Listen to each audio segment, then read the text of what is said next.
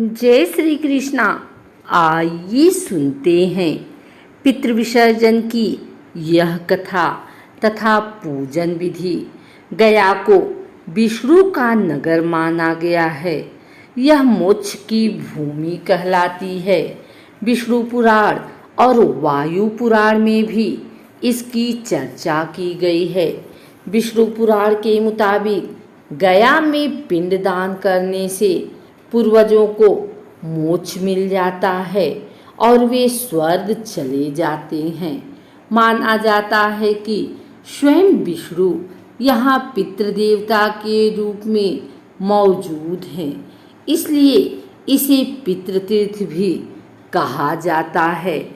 पितृपक्ष में पूर्वजों की आत्मा की शांति के लिए पिंडदान और श्राद्ध करने की परंपरा है। ज़्यादातर लोगों की इच्छा होती है कि वो जाकर पिंडदान करें। हिंदू मान्यताओं के अनुसार पिंडदान मोक्ष प्राप्ति का एक सहज और सरल मार्ग है। यूँ तो देश में कई स्थानों में पिंडदान किया जाता है, लेकिन बिहार के फल्गु तट पर बसे गया में पिंडदान का बहुत महत्व है। कहा जाता है कि भगवान राम और सीता जी ने भी राजा दशरथ की आत्मा की शांति के लिए गया में ही पिंडदान किया था। गया में पहले विभिन्न नामों की 360 वेदियां थी जहां पिंडदान किया जाता था। इनमें से अब 48 ही बची हैं।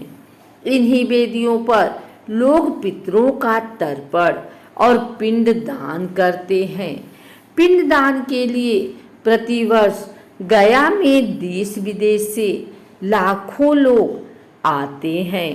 पौराणिक मान्यता और किंवदंतियों के अनुसार भस्मासुर के वंश में गयासुर नामक राक्षस था। कठिन तपस्या कर ब्रह्मा जी से वरदान मांगा था कि उसका शरीर देवताओं की तरह पवित्र हो जाए और लोग उसके दर्शन मात्र से पाप मुक्त हो जाएं। इस वरदान के मिलने के बाद स्वर्ग की जनसंख्या बढ़ने लगी और प्राकृतिक नियम के विपरीत सब कुछ होने लगा। लोग बिना भय के पाप करने लगे और गयासुर के दर्शन से पाप मुक्त होने लगे। इससे बचने के लिए देवताओं ने यज्ञ के लिए पवित्र स्थल की मांग की।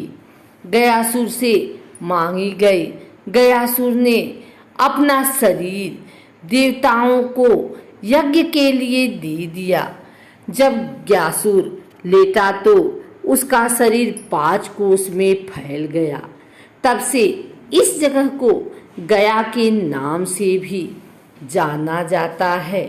यही कारण है कि आज भी लोग अपने पितरों को तरने के लिए पिंडदान के लिए गया में जाते हैं। पंडितों के अनुसार फल्गु नदी के तट पर पिंडदान किए बिना पिंडदान ही हो सकता है। प्रक्रिया पुनपुन नदी के किनारे प्रारंभ होती है। एक आम धारणा है कि एक परिवार से कोई एक ही गया करता है। गया करने का मतलब है कि गया में पितरों को श्राद्ध करना, पिंडदान करना। गरुड़ पुराण में लिखा गया है कि गया जाने के लिए घर से निकलने पर चलने वाले एक एक कदम पितरों के स्वर्गरोहण के लिए एक एक सीढ़ी बनते हैं। गया को विष्णु का नगर माना गया है। यह मोक्ष की भूमिका कहलाती है। विष्णु पुराण और वायु पुराण में भी इसकी चर्चा की गई है। विष्णु पुराण के मुताबिक गया में पिंडदान करने से पूर्वजों को मोक्ष मिलता है और वे स्वयं चले जाते हैं। माना जाता है कि पितृपक्ष कहा जाता है गया को मोक्षस्थली भी कहा जाता है। यहाँ साल में एक बार 17 दिन के लिए मेला लगाते हैं, जैसे पितृपक्ष मेला कहा जाता है।